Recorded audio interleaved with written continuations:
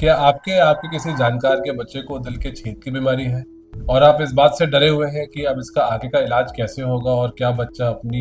Life को normal तरह से जी सकता है?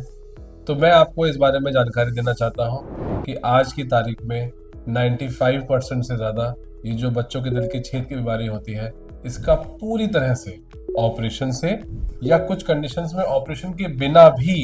इनका पूरा इलाज करना संभव है। और सबसे अच्छी बात यह है कि यदि ये इलाज बच्चे को सही टाइम पे कराया जाए तो बच्चा अपनी पूरी जिंदगी नॉर्मल व्यक्ति की तरह जी सकता है। यानी कि इस बच्चे में और किसी ऐसे व्यक्ति में जिसको हार्ट की बीमारी नहीं थी, दोनों में किसी प्रकार का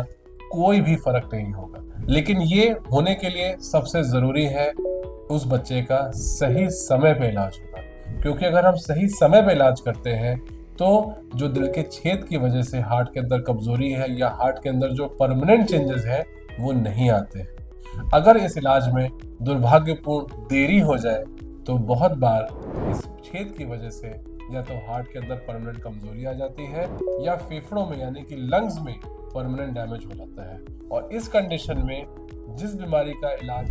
100% हो सकता था, उस बीमारी का इलाज या तो अब नहीं हो पाता है या अगर होता भी है तो बच्चे को पूरी तरह से आराम नहीं मिलता है। इसलिए दिल की छेद की बीमारी से सबसे जरूरी चीज ये है कि घबराना नहीं है, क्योंकि ये बीमारी इलाज से सही समय पे